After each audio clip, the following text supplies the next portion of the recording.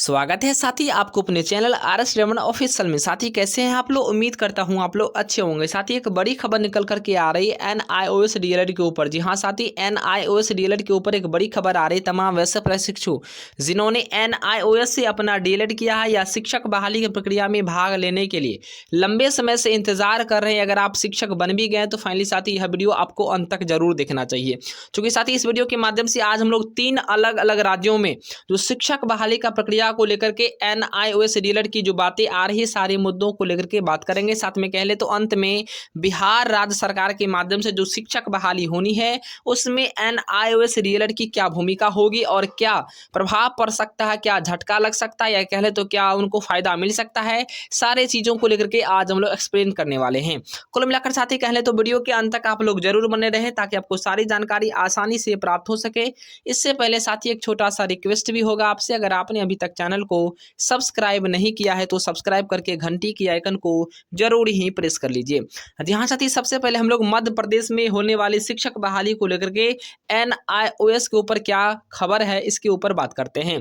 तो साथी जैसा कि आप लोग को स्क्रीन पर दिख रहा होगा कि NIOS स्कीम में किया गया डीएलएड नहीं मिलेगा सरकारी नौकरी में फायदा, इस प्रकार की बड़ी खबर है। तो आइए साथी थोड़ा सा इसे हम देखने का काम करते हैं, उसके बाद हम लोग अगले जो है यह मध्य प्रदेश का है फिर उत्तराखंड के बारे में जानेंगे। तो बीते साल NIOS स्कीम में डिप्लोमा इन एलिमेंट्री एजुकेशन यानी डीएलएड करने वाले छात्र इस बार फिर एडमिशन के लिए कतार में लगते नजर आएंगे। कारण स्कीम में डीएलएड, इस स्कीम के तहत जो डीएलएड करने वाले सरकारी नौकरी के लिए जो भी अभ्यर्थी हैं वो पात्र नहीं माना गया है।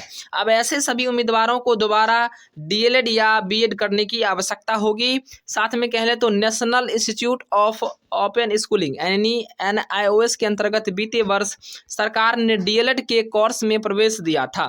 केंद्र सरकार ने 1 वर्ष के लिए सोशल या स्पेशल स्कीम जारी की थी और इसमें उन लोगों को डीएलएड में प्रवेश के लिए पात्र माना गया था जिन्होंने पहले से ही निजी विद्यालय में पढ़ा रहे थे।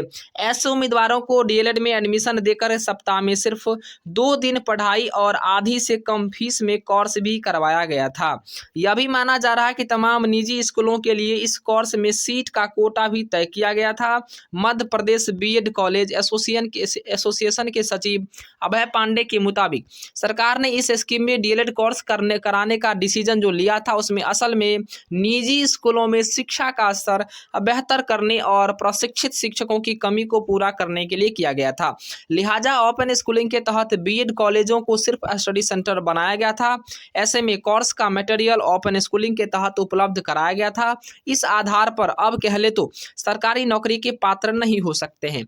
कुल मिलाकर साथी मध्य प्रदेश के माध्यम से जो इंदौर से जो खबर आ रही है स्पष्ट कहना है कि निजी विद्यालय के ही शिक्षकों को ट्रेनिंग देने के लिए इस प्रकार का स्कीम लाया गया था, जबकि साथ ही यह बात पूर्णतः गलत है क्योंकि सिर्फ निजी विद्यालय के लिए नहीं लाया गया था। यह जो है सरकारी और गैर सरकारी यानी निजी विद्यालय भी और सरकारी विद्यालय में भी जो भी अप्रशिक्षित शिक्षक थे उस समय में भारत सरकार यानी शिक्षा विभाग का पुराना नाम MHRD था यानी मानव संसाधन विकास मंत्रालय था।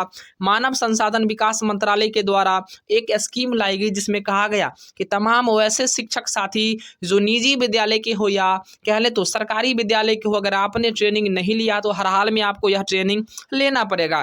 खासकर अगर बिहार की तुलना कर ले तो बिहार में भी साथी आपको पता है कि बहुत ऐसे शिक्षक साथी थे जो सरकारी विद्यालय में नियोजित शिक्षक होने के बावजूद भी उन्होंने ट्रेनिंग नहीं करा था, लेकिन साथी कहने तो इसके बाद उन्हें भी NIOS डीएलएड से उन्हें जो है ट्रेनिंग करना पड़ा। और साथ में जो भी प्राइवेट विद्यालय है यानी निजी विद्यालय उनके तो शिक्षक साथी को तो करना ही पड़ा। कुल मिलाकर यह गलत है कि सिर्फ निजी विद्यालय के शिक्षक किए हैं, यह तो गलत बात है।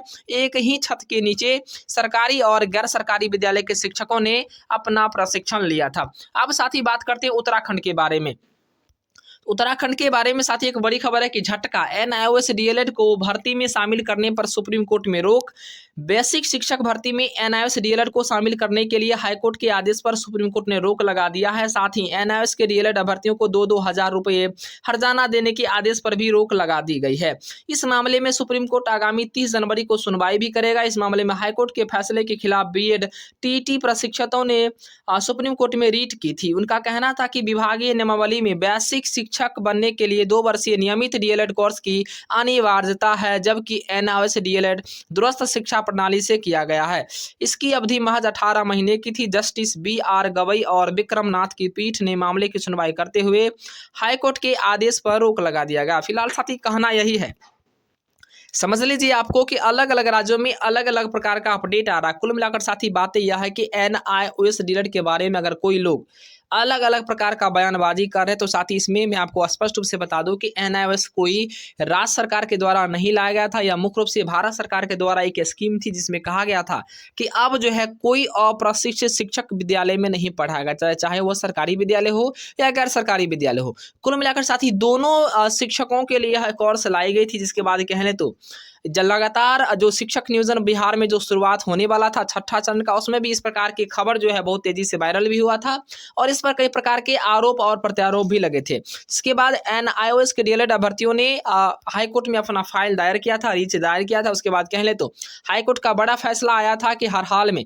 NIOS डीएलएड को मौका मिलेगा शिक्षक बहाली में। कारण साथ ही यह है कि एक ही छत के नीचे सरकारी विद्यालय वाले और गैर सरकारी विद्यालय वाले सभी प्रशिक्षु ने प्रशिक्षण लिया। इसके बावजूद सरकारी विद्यालय में जिन्होंने प्रशिक्षण लिया उनको प्रमोशन हो गया, उनकी वेतन बढ़ गई, या कह ले तो उनको जो है कहीं न कहीं वरीयता या प्राथमिकता दिया गया। तो उसी छत के नीचे जब गैर सरकारी विद्यालय वाले अगर जो है प्रशिक्षु अगर ट्रेनिंग लेते हैं तो उन्हें क्यों नहीं मौका मिलेगा, उन्हें क्यों नहीं शिक्षक बहाली में भाग लेने का मौका मिलेगा। तो कुल मिलाकर साथ ही यही है कि अलग अलग प्रकार का अपडेट आता, लेकिन आप लोग घबराएं नहीं।